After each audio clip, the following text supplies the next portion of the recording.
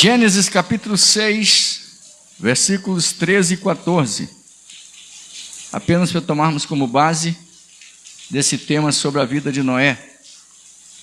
Então disse Deus a Noé: o fim de toda a carne é vindo perante minha face, porque a terra está cheia de violência, e eis que os desfarei com a terra. Faze para ti uma arca de madeira de gofer, farás o comprimento na arca, e a betumarás por dentro, o compartimento, aliás, da arca, e betumarás por dentro e por fora com betume. Apenas esses dois versículos, podem sentar? Apenas para notificar a ordem que Deus deu a Noé, a ordem de construir uma arca. Quero chamar a atenção dos irmãos nesse domingo, nessa noite, para alguns desafios que Noé enfrentou quando recebe essa ordem de Deus para construir uma arca. Um verdadeiro desafio. E quero introduzir esse assunto trazendo ao nosso coração o fato de que a vida é feita de desafios. E o que me chama a atenção ao longo da toda a narrativa bíblica sobre essa ordem que Deus deu a Noé, é que em nenhum momento eu o encontro colocando obstáculo na ordem que ele recebeu de Deus. Eu não encontro Noé, pelo menos eu não encontrei, Noé reclamando. Eu sou meio questionador. E talvez a semelhança de Moisés, quando foi chamado, né, que reclamou, que Deus deveria mandar outro, talvez eu não falaria dessa forma. Mas no caso de Noé, eu faria algumas perguntas para Deus, por conta do contexto, do tipo de vida que Noé vivia, e de repente, pelo fato de Deus dar-lhe uma ordem, como essa, dele construir uma arca. Até porque não encontramos antes algo parecido com o que Deus fala para ele aqui. Uma coisa diferenciada. E nós, no nosso dia a dia, ao invés de nós encararmos os desafios como um exercício para a nossa fé, nós encaramos como um obstáculo, como que um impedimento à nossa jornada, e como se aquilo ameaçasse a nossa vida. Como se a nossa existência dependesse dessas circunstâncias, para comer, para beber, para vestir. E normalmente nossas reclamações são oriundas das expectativas que nós criamos. Porque nós não descansamos nas expectativas de Deus, nós descansamos nas nossas expectativas. Nós queremos descansar nas nossas expectativas. Nem sempre porque vai tudo bem para mim, vai tudo bem para o reino. Nem sempre porque eu estou satisfeito, Deus está satisfeito comigo. Nem sempre. Então, qual é o primeiro desafio que eu vejo aqui na vida de Noé? Praticamente, eu já comecei falando disso, desse contexto. Imagina, do que Noé vivia? Lavrando a terra, cuidando da terra, cuidando de animais, era o papel dele.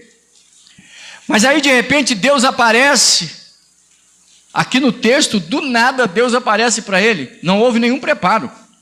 Deus aparece e diz: olha, o fim da humanidade está estabelecido, faz para ti uma arca, um barco, 120 metros de comprido por 20 de largura, faz para ti uma arca. E eu não vejo, irmãos, quando ele recebe essa ordem de Deus, eu não vejo em nenhum momento ele dizendo assim: ô Senhor, peraí, eu não sei fazer. Gostaria da atenção de todos para esse detalhe. Imagine, para mim, eu não sou carpinteiro. Se Deus dissesse para eu fazer uma arca, eu ia dizer: peraí, Senhor, mas eu nunca fiz isso não. Eu sei fazer andaime, mas montar uma arca eu não sei. E aí Deus dá uma ordem para ele fazer uma arca, fazer um barco, e ele não pergunta nada. Ele não questiona algumas coisas que são próprias e que eu vou destacar aqui. Ele não faz perguntas. Ele recebe a ordem e ele obedece. Sabe o que acontece com vocês, conosco, quando Deus nos chama? Primeira fala nossa: o senhor está me chamando para quê? Para pregar? Eu não sei pregar. É a primeira fala. Essa é a primeira. O senhor disse o quê? Que vai me usar no meio das plateias? Eu morro de vergonha de falar em público. Essa é a nossa fala. Mas não é o caso. Está entendendo por quê? Noé não está questionando a capacidade dele, ele não falou nada. Porque quem deu ordem foi Deus.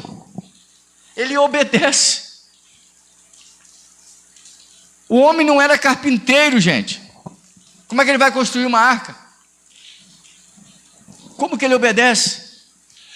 A gente aprende com Noé aqui que esse é um desafio, mas quem está dando a ordem é aquele que vai dar o suporte, é aquele que vai enviar o sustento, é o patrocinador da arca que está dando ordem. Ora, nós aprendemos que o Deus que chama é o Deus que prepara.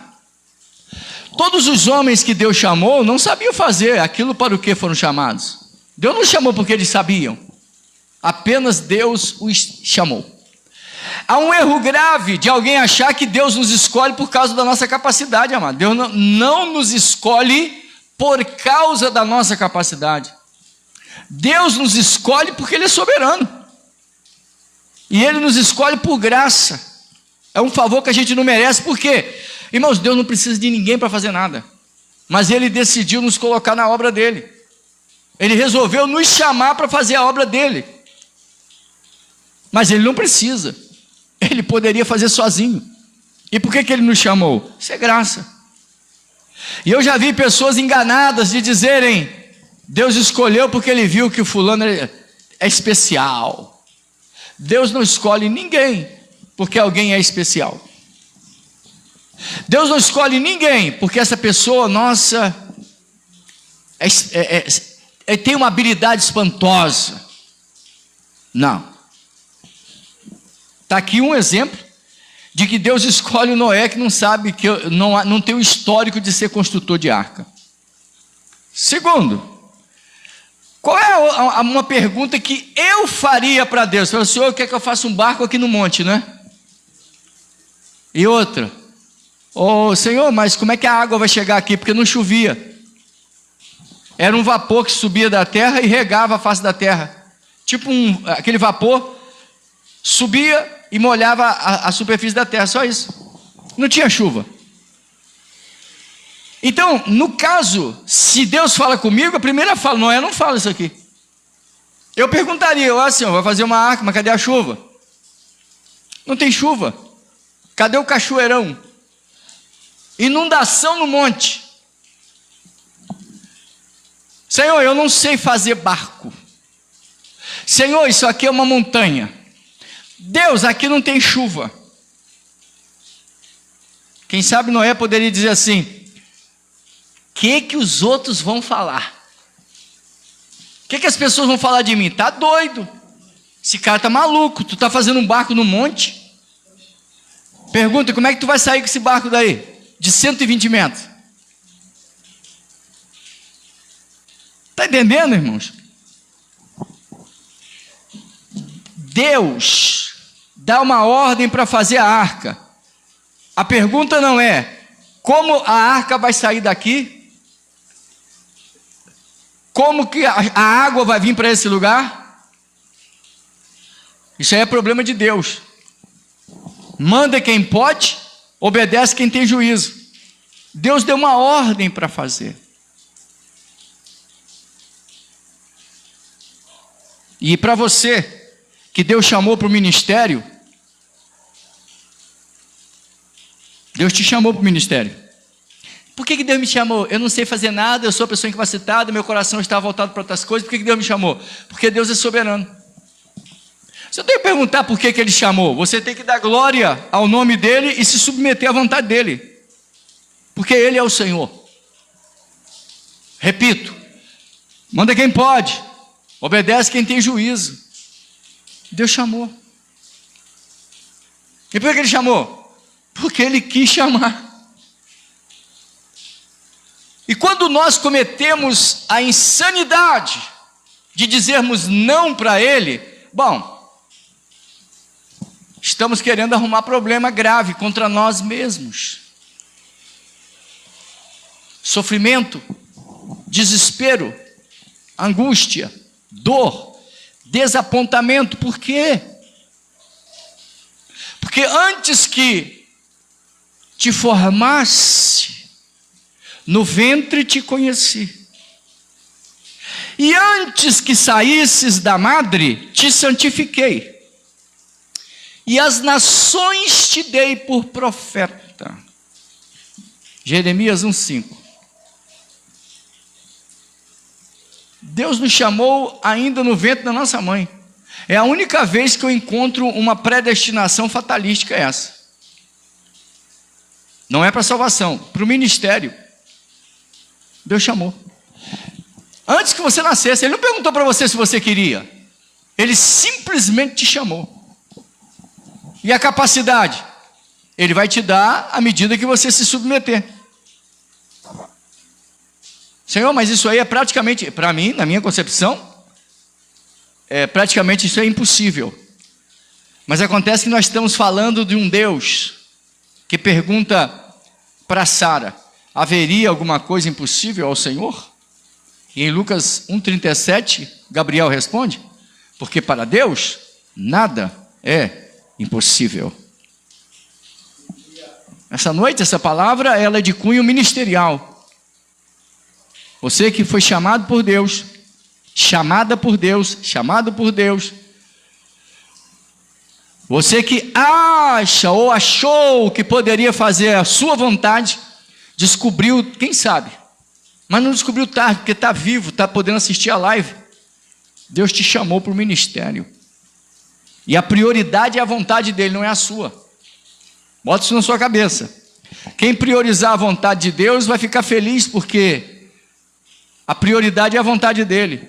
Mas é impossível você agradá-lo e não ser feliz. É impossível. Aleluia. Aleluia. Glória a Deus. O que eu vou fazer aqui quebra o protocolo, tá bom? Deixou o esplendor de sua glória, sabendo o destino aqui, estava só e ferido no Gólgota, para dar a sua vida por mim. Se isso não for amor, o céu não é real, não há estrelas no céu, as andorinhas não voam mais, se isso não for amor. O oceano secou,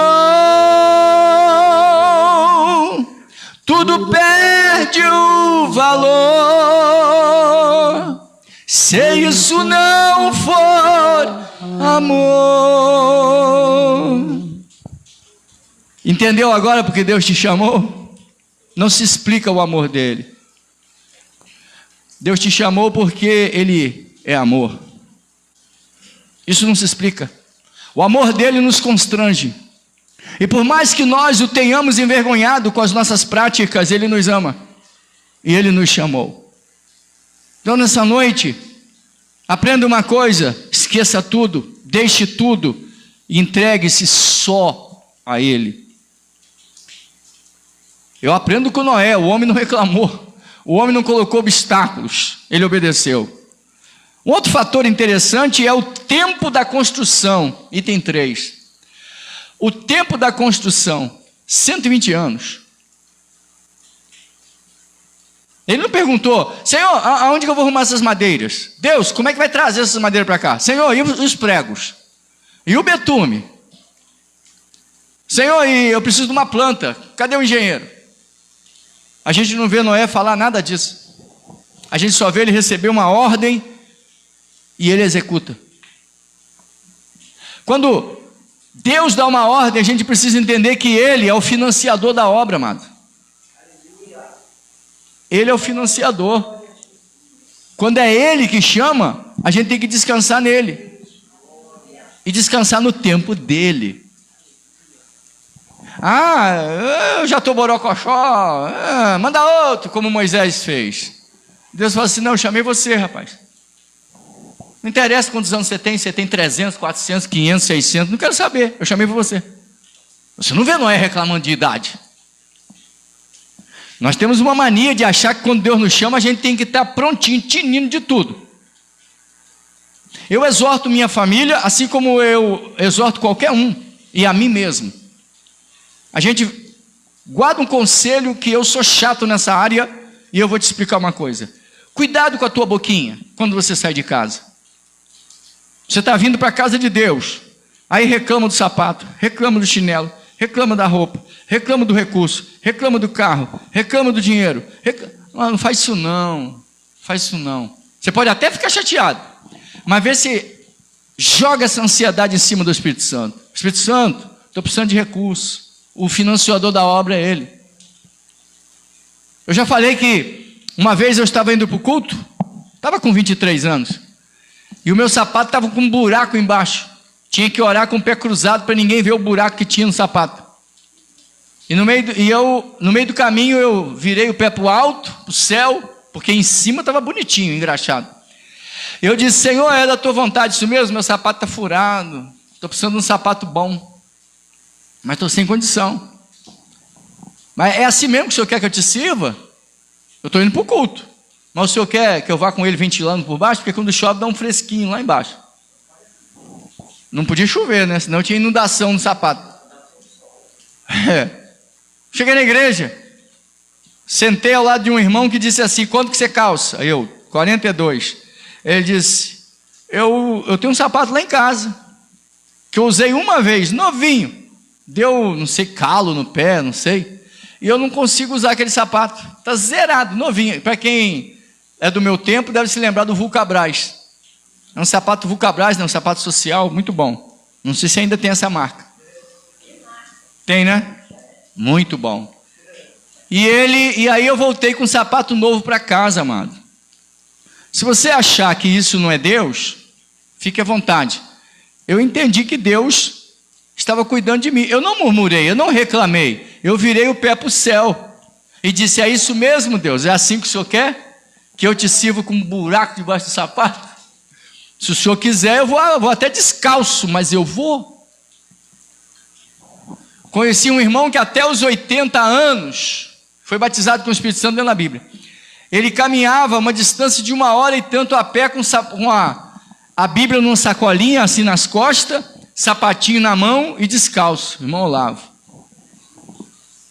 Chegava lá na igreja, lavava o pezinho, calçava o sapato, ia para a sede, voltava e dormia lá atrás da obra da igreja, da congregação.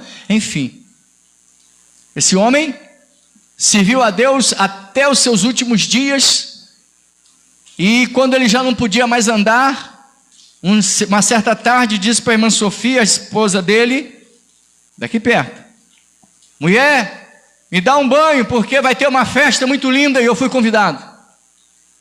Ele já não tomava banho sozinho. Ela colocou ele na banheira, naquelas banheirinhas para dar banho nele. E ele diz: depressa, mulher, que os homens já estão vindo aí. Ela disse: mas esse homem está doido, está caduco. Não tem festa na sede, que eu estou sabendo. Qual é a festa que ele vai? E na hora que ela estava dando banho nele, ele disse: mulher, eu te avisei que os homens já estavam vindo aí, não dá mais tempo. Fez assim, ó, e morreu. Ele foi para a festa no céu, amado. Você pode entender isso? São pessoas, irmãos, que servem a Deus independente de circunstâncias. São fiéis, com chuva ou com sol, com sapato ou sem sapato. com dinheiro ou sem dinheiro, com comida ou sem comida. Alguém pode não entender isso, mas os santos entendem. Eles conseguem colocar o céu em qualquer lugar. Mas não, tem gente que para servir a Deus, Deus tem que dar de tudo e mais um bocadinho. E ainda não vão estar satisfeitos. Hoje eu vejo pessoas preocupadas, irmãos, com celular. Para fazer corrida tem que ter um tênis especial. Os quenianos correm descalço e ganham de qualquer um com tênis novo. Os quenianos treinam correndo em lugar acidentado, cheio de pedra, lugar quente. Quando eles vêm aqui para o Rio de Janeiro, São Paulo, que botam um tênis daquele de última geração no pé deles, para eles tanto faz, mano. Se botar descalço, eles ganham a corrida do mesmo jeito. Não tem fratura de coluna, não. Isso é conversa. Frescura. Eu vivi na época em que se quarava a roupa, os antigos sabem do que eu estou falando, com folha de mamão. Ficava branquinha, que aquelas senhoras de idade lavavam aquelas roupas na mão, que você olhava, parecia uma nuvem branca, de tão linda que as roupas ficavam. E não tinha esses sabão líquido de primeiríssima, não. Era um sabão doido que tinha. A roupa ficava branquinha. Por que ficava, agora não fica? É frescura, amado. As pessoas, a gente não tinha telefone e a gente era feliz. A gente nunca precisou de nada disso. Hoje em dia tem, mas eu dependo disso para viver. No nosso contexto, eu preciso de um celular, preciso de um monte de coisa. Porém, para ser feliz, eu não preciso de nada disso. Para ser feliz, eu só preciso de uma pessoa, Jesus, e pronto. E resto é resto. As pessoas ficam infelizes. Por causa de celular, por causa de comida, por causa de roupa, por causa de carro, por causa de tudo. Preciso de tudo isso, de um cabelo esticado. Careca ou com cabelo, amado. O segredo é viver com Deus. Olha a história dos heróis da fé. Homens cheios da unção de Deus viviam errantes pelas cavernas da terra, perseguidos, cerrados ao meio, apedrejados, e eles eram cheios da glória de Deus. A eternidade vai surpreender muita gente. Então, aprendemos com Noé. Eu não vejo o homem reclamando. Item de número 4, qual era o quarto desafio? Convencer os familiares da visão que ele teve. Quem teve a visão, quem teve a ordem de construir a arca foi o Noé. Ele vai lá e conta para a mulher dele, conta para as noras, conta para os filhos, Sem, Cão e Jafé, as 3 noras, né, e a mãe e a mulher. Imagine, se a mulher dele fosse uma mulher problemática, tipo de Jó. Mulher, Deus mandou fazer uma arca. Mas você não vê, a mulher não fala nada, você não escuta a fala da mulher. Ela poderia dizer, ficou doido, homem? Não chove. Mandou fazer aonde? Aqui no monte? Mas para quê? Eu não estou nessa não, se vira. Porque Deus falou foi contigo, não foi comigo. A irmã Neuza falou, a roupa ficava do dia para o outro no quarador. Quarador, isso mesmo, a irmã sabe. Não sei nem o que é isso. Quem não sabe? Você não sabe, eu sei. Quarador, ficava de um dia para o outro na folha de mamão. Fazia sabão de cinza, usava a cinza para tirar, porque a cinza tem ácido. Tirava o ácido da cinza e fazia sabão, né? Não é? Irmão, e a coisa ficava boa. Muitas mulheres foram batizadas com o Espírito Santo lavando roupa na cachoeira. Hoje em dia tem máquina de lavar e ainda reclama, não tem tempo que tem que lavar roupa. Conversa, irmão, papo furado. Mentira. Mas então, dentro do nosso assunto, o Noé, irmãos, em nenhum momento teve problema com a mulher, nem com as noras e nem com os filhos. Ninguém reclamou. E vieram juntos com ele na visão. Quando ele falou, vamos construir a arca, todo mundo foi. Na hora de entrar na arca da chuva, que não chovia, todo mundo entrou, até os animais. Ninguém reclamou. Você não vê ninguém reclamando, questionando. Alguém já sugeriu, tá? Mas foi uma sugestão. Certo pregador falou assim: eu imagino alguém chegando para Noé, para os irmãos, para os filhos de Noé, Sem, Cão e Jafé, dizendo: vem cá, que ideia é essa do seu pai construindo uma arca? Não chove, cara. Na montanha não vai nem água. E aí, o seu pai está caduco. Então alguém sugeriu que Noé, de repente, não está na Bíblia não, disse assim, os filhos de Noé disseram: eu sei que não chove, sei que a arca são 120 metros, vai fazer nessa montanha, não vem água aqui, mas o meu pai é homem de Deus, e se ele falou, meu filho, vai ter água aqui sim. Alguém sugeriu isso, e é possível que sim, certo? Agora, lembrem-se de que a Bíblia diz que Noé era pregoeiro da justiça, ou pregador. Noé pregava contra as injustiças daquela época, enquanto ele construía a arca. Deus vai destruir, tá? Deus vai de 120 anos falando, vai destruir, hein? Vai vir um juízo de Deus, Ih, rapaz, Noé tá pancado da cabeça. Que história é essa? A pregação dele já era a própria construção da arca. Depois, como demorou muito, aí que não vai acontecer mesmo, 120 anos. Tem gente que acha que o juízo de Deus, há 10 anos que eu estou fazendo isso, não acontece nada. Pois é, 120 anos construindo a arca, não aconteceu nada. Depois de 120 anos que veio o juízo sobre eles. É quando Deus fala, filho, mais cedo ou mais tarde vem. A fatura sempre chega. Sempre chega. Fala. O Cristiano falou assim: nós íamos nas casas das pessoas e famílias, hoje cada um na sua casa. Um zap, né? O quê?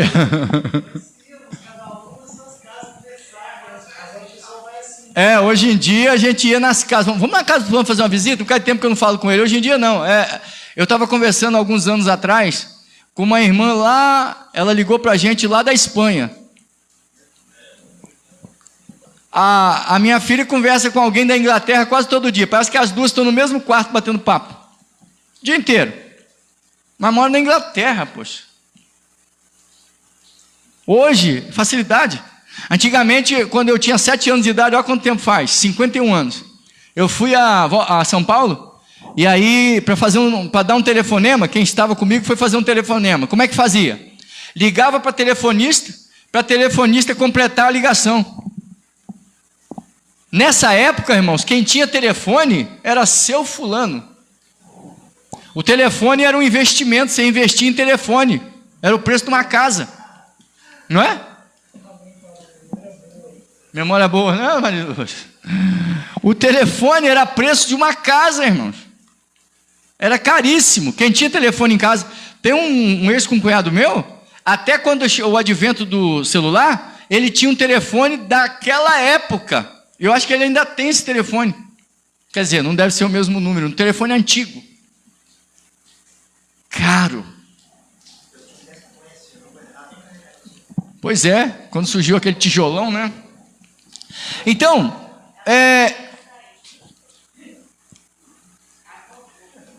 Noé não reclama das circunstâncias. E a sua família também não reclama, vai junto com ele. Você não vê a família reclamando. Eu louvo a Deus porque a minha família acredita nas coisas que Deus fala comigo. Senão não tinha ninguém perto de mim. Eu acho que eles não saem de perto porque Deus não deixou mesmo. Não deu recurso. Eu acho que Deus não deu recurso para eles fugirem, senão está todo mundo... Fica aí com sua visão que eu estou raspando fora. E a mulher não vai embora porque está viciada em mim. Aí ela não larga. Vício é problema, né? Aí toda vez que ela pensa em ir embora, dá aquela vontade de me abraçar, ela volta. E aí eu sustento ela com pão, porque ela gosta muito de pão. Então, quando ela vai embora, eu falo: eu vou parar de te dar pão. Ela: não, então me dá e fica. Por isso, quando eu chego da rua, a primeira fala dela é: trouxe pão? Porque se eu não trouxer, eu tenho que voltar. Brincadeira, gente. Item de número 5. O que a família poderia falar, irmãos? E o próprio Noé? E se não foi Deus que mandou? Esse é o 5º item. Olha o desafio. E se eu construir essa arca e depois de pronta, pregando para todo mundo, não acontecer nada? Imagina, irmãos. Sabia que tem isso? Mas se foi Deus, Quanto tempo faz não aconteceu nada? Como é que foi Deus? Não aconteceu. Eu repito aqui uma coisa pequena. Eu estava congregando num lugar e alguém falou para mim assim, um pastor. O pastor fulano saiu da igreja X e levou 70... Aonde ele está congregando, 70 pessoas saíram da igreja que ele conhecia e foi para lá. Vai lá, assiste o culto lá e me diz, qual a sua opinião? Eu fui lá, participei da festa que eles convidaram. Eu vi que o pastor não estava errado, ele saiu do ministério dele, fundou um trabalho. E 70 pessoas saíram rebeladas e foram congregar com ele. Não foi ele que fez a rebelião. E o pastor falou comigo, o que você me diz? Eu falei, pastor, aquelas 70 pessoas estão com espírito de rebelião. O pastor recebeu elas lá, a igreja está cheia. Mas no dia que ele falar isso aqui, ele vai perder todo mundo de uma vez só. Passaram-se 3 anos. E não sei a reunião que teve. Alguma coisa que ele falou que o povo não concordou. Ele perdeu 70 pessoas num culto. Aliás, ele perdeu a igreja inteira numa pancada só.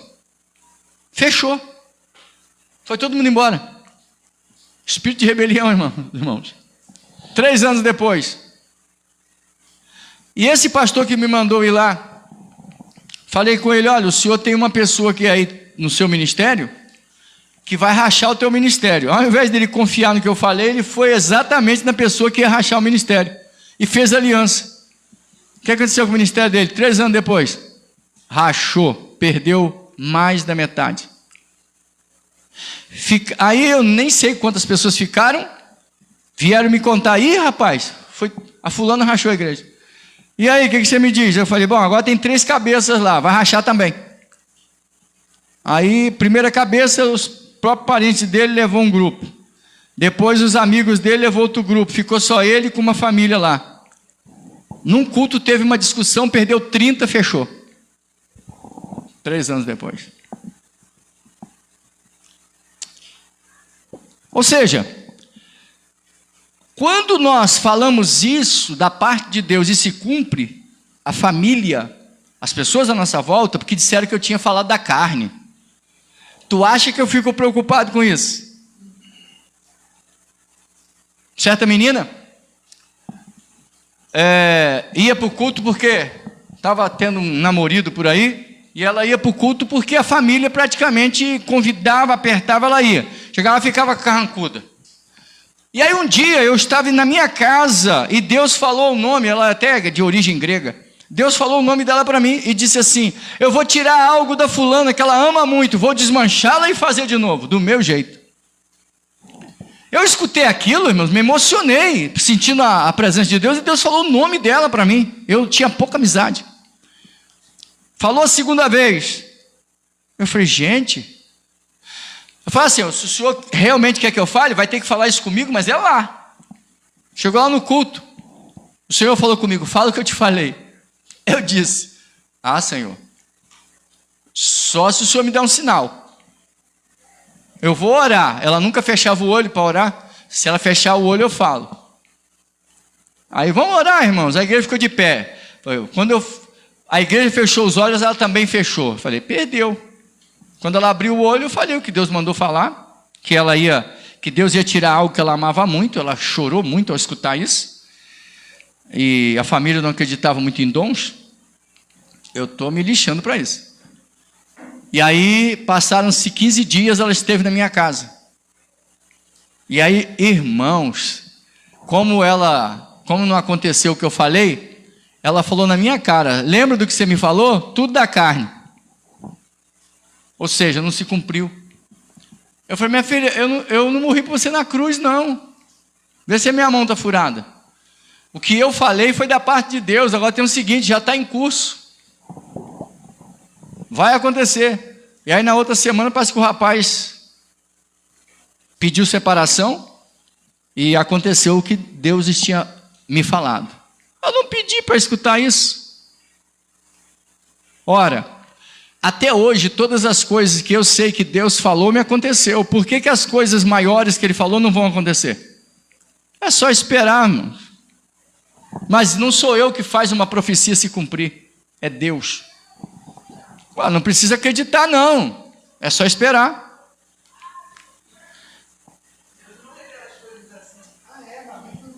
Como é que é? Ô Diego, você está dizendo que você conhece a Bíblia e Deus não fica sendo o quê? Adivinho? Deus não revela não, Diego? Qual é a Bíblia que você está lendo, filho? Eu tenho certeza. Qual Bíblia que você está falando? Eu não sei. Ele sabe o que é Bíblia? Vai ver que não sabe, né? Porque eu acabei de falar que Deus revelou a construção da arca. Deus não revela. A Bíblia fala de palavra do conhecimento, porque Deus revela os segredos do coração humano para os homens. Eliseu, por exemplo, Elias, ele não deve saber o que isso está, se isso está na Bíblia. Nunca ouviu falar, né, Diego? Desculpe, eu pensei que você conhecia, que você sabia o que é Bíblia. Novo Testamento, a revelação que Deus deu para Pedro, história da igreja, as coisas que Deus fez através dos pais da igreja.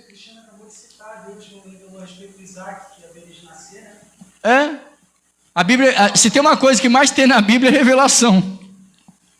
E Deus não faz isso não, né? O Apocalipse é chamado de revelação. Interessante, hein? E outra, irmãos, o que eu estou falando eu tenho testemunhas. O que eu estou falando eu tenho testemunhas. Pode, claro, eu estou falando aqui, mas com testemunhas.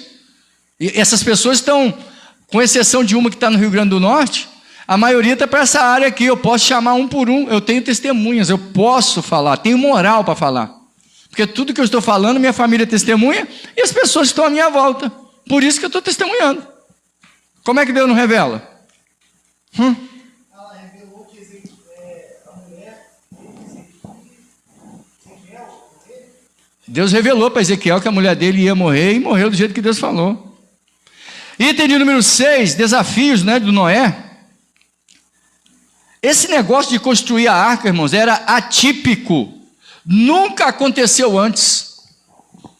Construir a arca, irmãos, nunca aconteceu antes. Não tem histórico.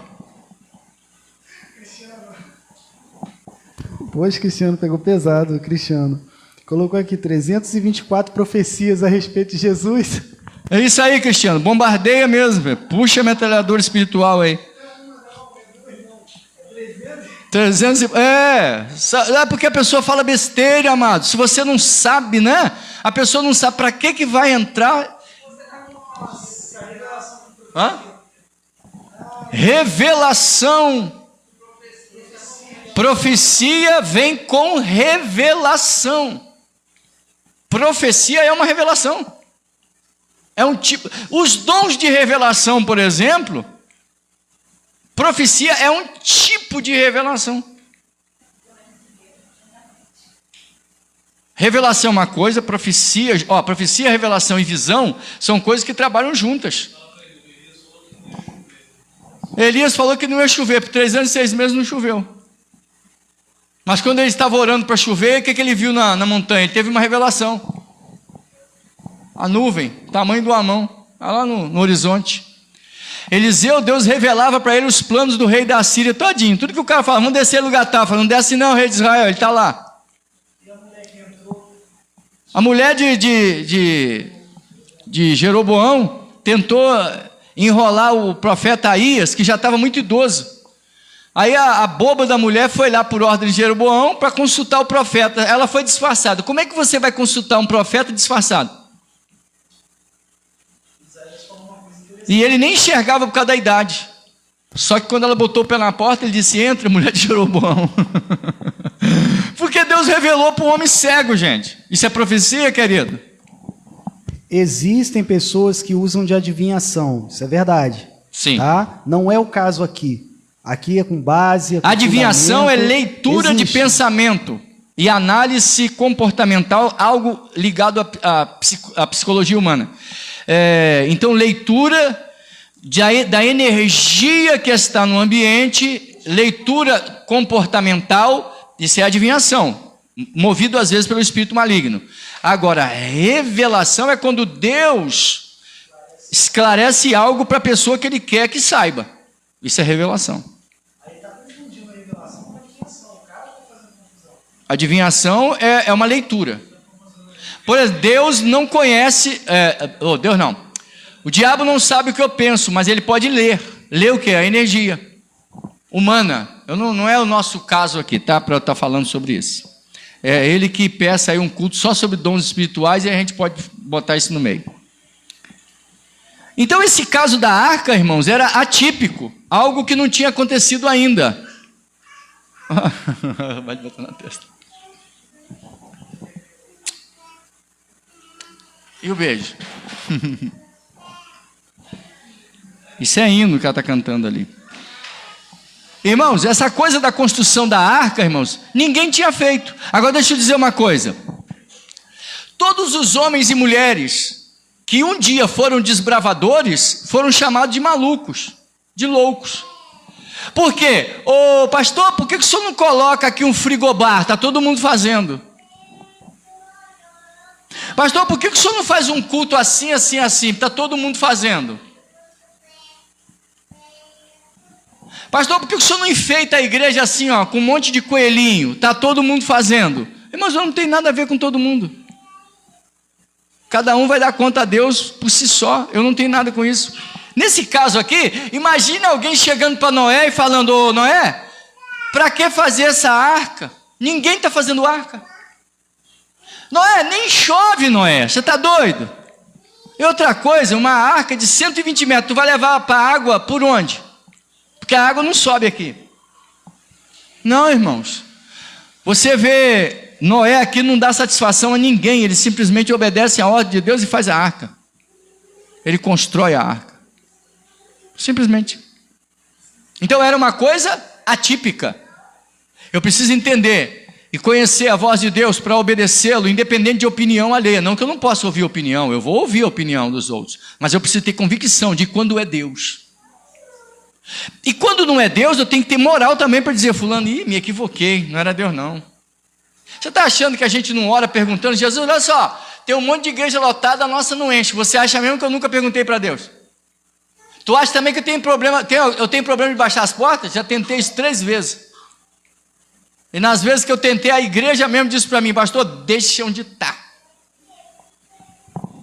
E por causa de quê? Da multidão? Ah, claro, está lotado.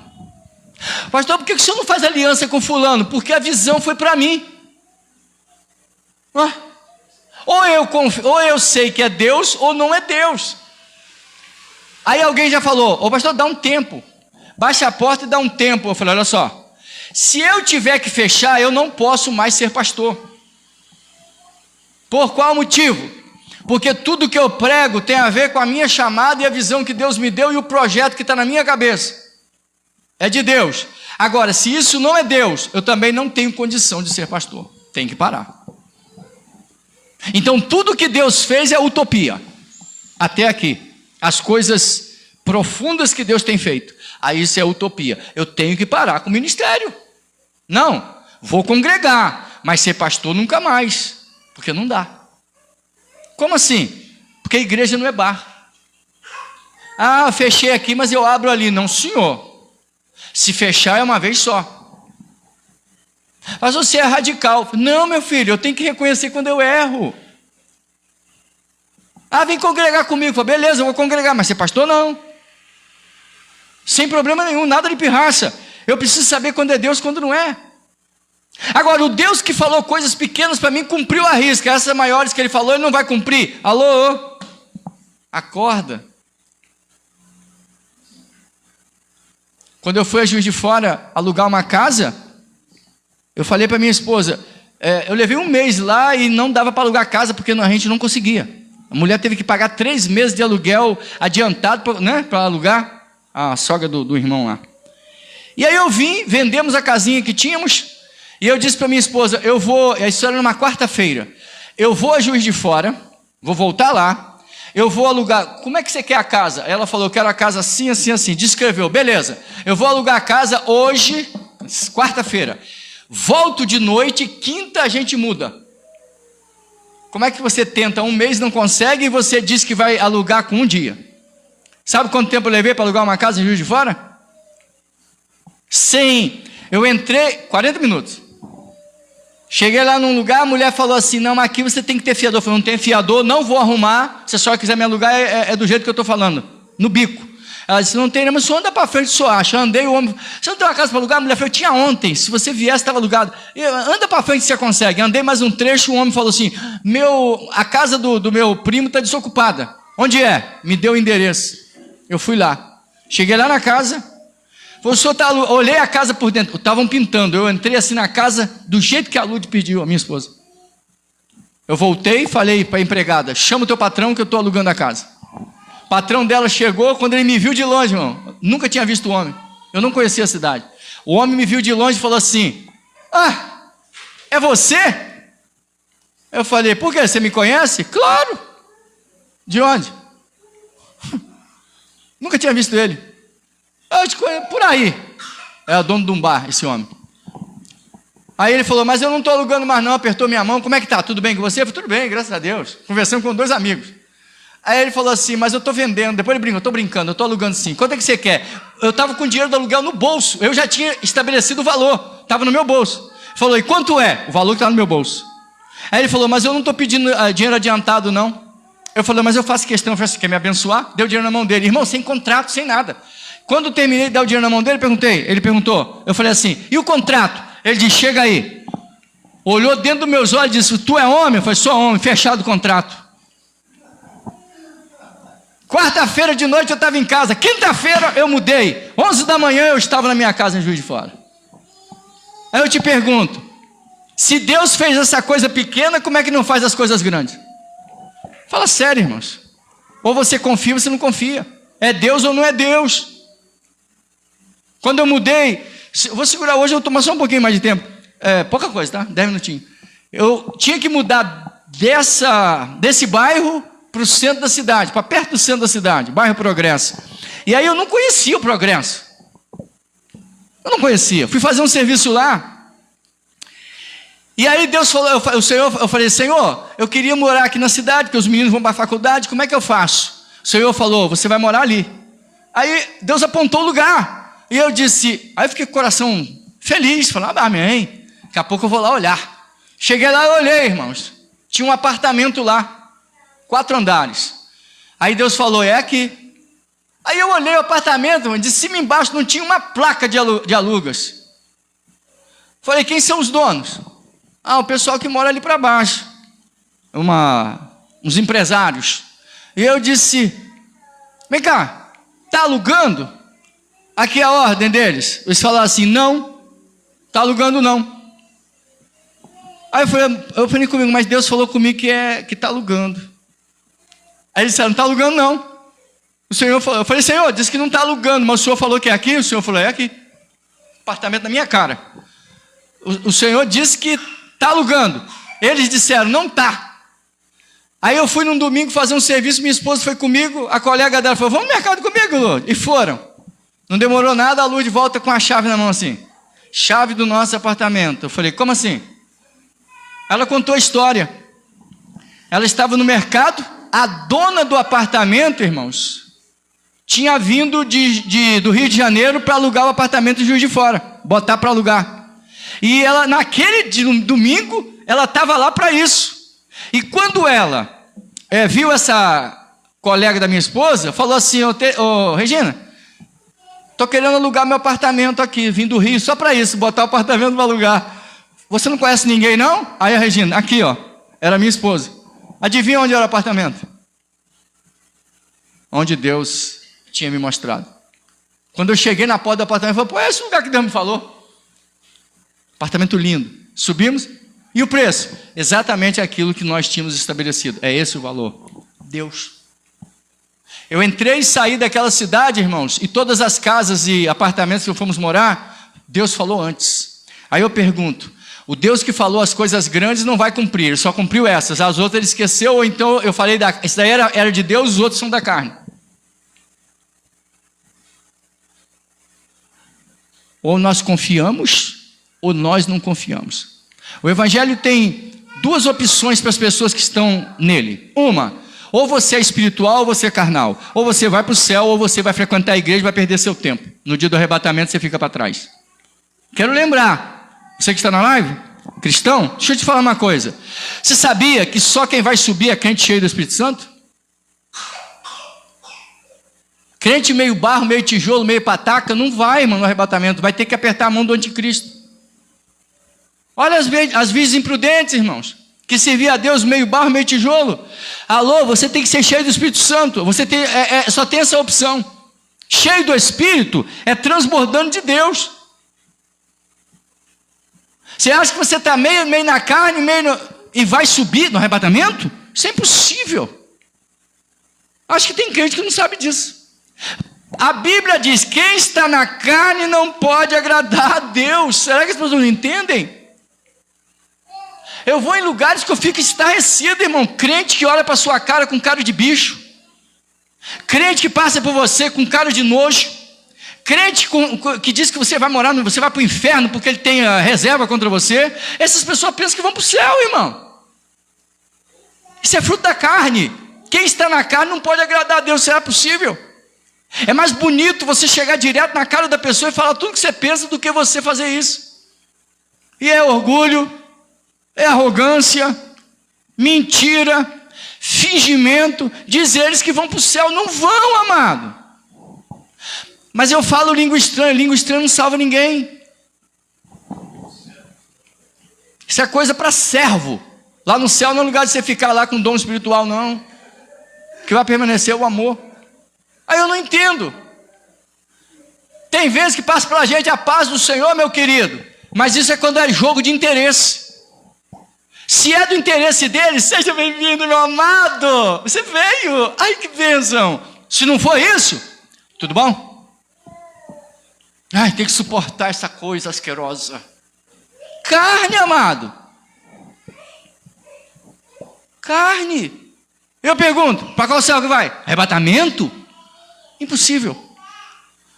Eu já estive a ponto, irmão, de transbordando de Deus no meu coração, cheio de gozo, e alguém falar bom dia para mim, boa tarde, achando que eu estava desviado.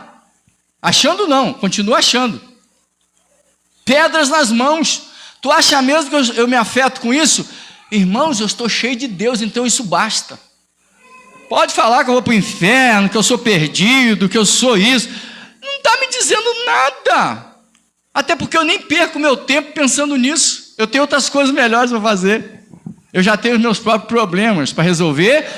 E eu vivo com Jesus. Aleluia. Tem hora que, irmão, um feiticeiro perto de mim, eu sinto que está tudo normal. E eu já vi crente perto de mim que eu estava sentindo a vontade de botar a mão na cabeça e mandar os demônios saírem. Cheio de demônio. Crente. Não é uma só, não. E eu já preguei em lugar onde eu fui orar para os irmãos do círculo de oração, o demônio pegou. Crente, não foi uma só também, não. De ficar cinza, a mulher mudou de cor no congresso. Então que eu abri esse parêntese aqui, amado, para dizer o seguinte: Deus, não é porque você está lotado que é Deus, não é porque está lotado que não é Deus, não é porque está vazio que é Deus, e não é porque está vazio que não é Deus. Você tem que aprender, a voz de Deus independe de circunstância. E nunca deixe a ferida guiar o seu ministério. Feridas não modulam o nosso ministério. Ah, porque eu passei ali, eu pisei no espinho, não passo mais lá. Só porque você foi ferido uma vez, significa que você vai ser ferido um monte de vezes? Só tomar cuidado. Por que você pisou no espinho? Ah, eu estava descalço, então. Vê se vai calçado agora. Não é não? Para a gente encerrar. Os desafios do Noé. Fazer uma arca. Não chovia. O tempo era muito longo para a construção. Convencer os familiares a entrar na mesma visão que ele. E se não fosse Deus? Isso também era atípico para aquela época. E para encerrar. Noé não olhou para seus recursos, apenas obedeceu à voz do Senhor.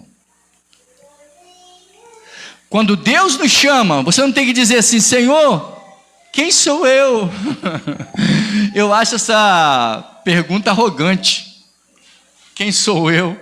E desde quando Deus escolhe porque você é bacharel? Deus te escolhe porque você é formado em Harvard. Deus te escolheu porque você passou muitos anos estudando em Cambridge. É por isso que Deus te escolheu? Vai ter gente que vai estudar a vida inteira e Deus nunca vai colocar em lugares altos. Mas isso é regra? Não, isso não é regra não, é porque Deus não escolhe dessa forma. Quando Ele quer, Ele usa o pequeno, Ele usa o grande. Deus chama do jeito dele, irmão. Soberania, não tem nada a ver com outra coisa. Deus chama o empresário, o estudado, assim como Deus chama o mendigo, o ignorante. Deus não tem esse critério dos homens. Vai ver no ministério de Jesus as profissões que tinham. Vai ver os homens que Deus chamou. Chamou lavradores, chamou profetas. Olha o caso de Amós. Era boiadeiro, cuidador de boi, de campo, cultivador de sicômoros. Deus chama ele. Ele fala assim: eu não era profeta, nem filho de profeta, mas o Senhor me chamou de após o gado e disse: vai e profetiza ao meu povo de Israel. Não era.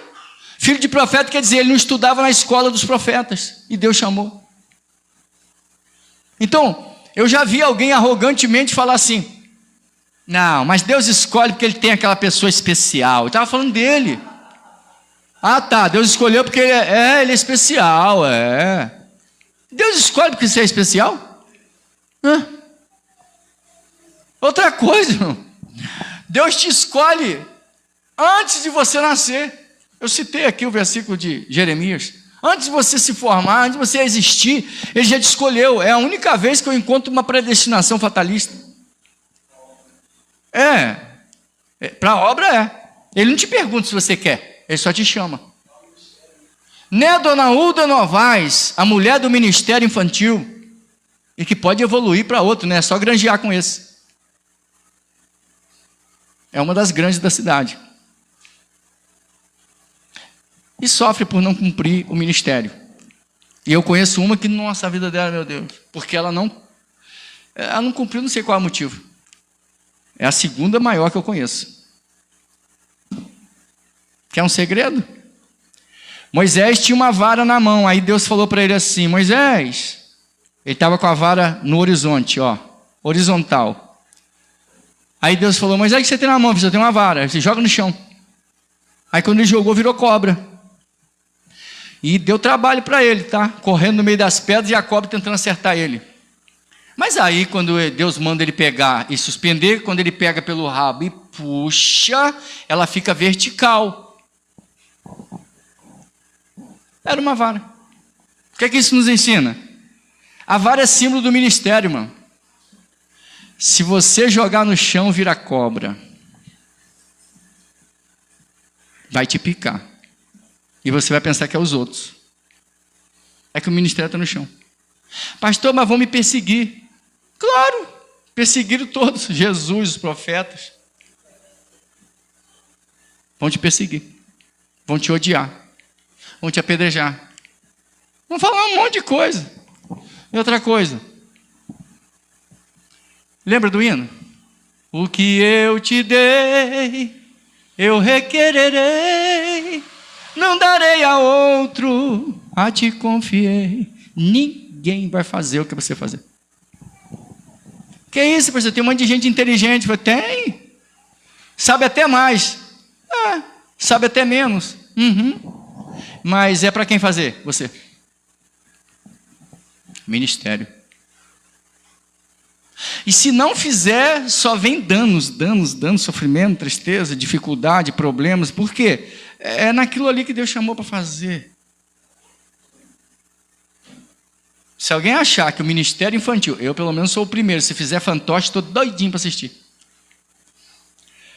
Ministério infantil, o nível dele é elevadíssimo. Gente, é um ministério tão grande quanto você ensinar para pastores. É uma formação. O inferno inteiro investe para poder pegar as crianças antes delas tomarem qualquer decisão no futuro. Mas quem passa por um ministério infantil, irmãos, você pesca pessoas para o reino. Você não só leva as crianças, assim como você pega os pais juntos. É só você ver o que a escola dominical é hoje. Começou com um homem, Robert Rakes, um inglês, pegando crianças da rua para ensinar na escola bíblica. As famílias vieram. E essa se tornou a maior escola teológica do mundo. No mundo inteiro tem. Começou com um homem. Amém? Desafios. Desafios.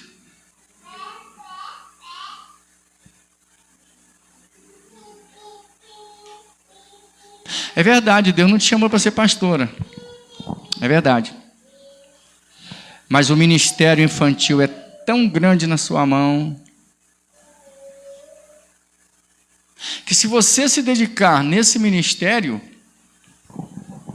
isso é coisa sua com Deus. Você não vai precisar trabalhar com salão. Nem vai ter tempo. É carro, é van, é ônibus. Departamentos oferecidos para você trabalhar com as crianças. É maior do que uma igreja. Ela veio para cá hoje para ouvir isso. É mole? É sério. É sério. As auxiliares estão esperando. As mulheres que têm a mesma chamada, mas não têm a mesma liderança. E elas dependem de uma líder. Ah, pastor, por que o meu salão não cresce assim? Eu queria que fosse tão aquela coisa, sabe? Então, poderia. Mas o que Deus vai fazer é no teu ministério.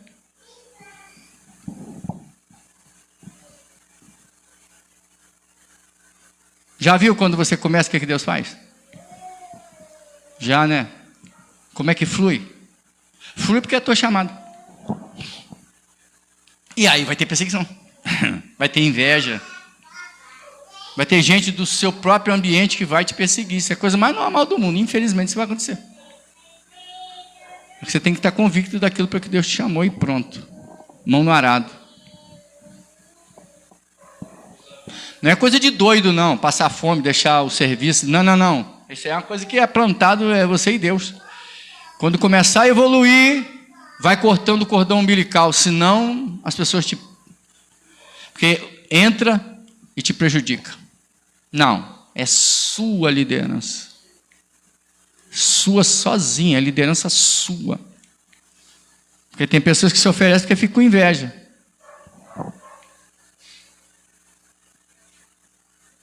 Entendeu? De pé, por favor.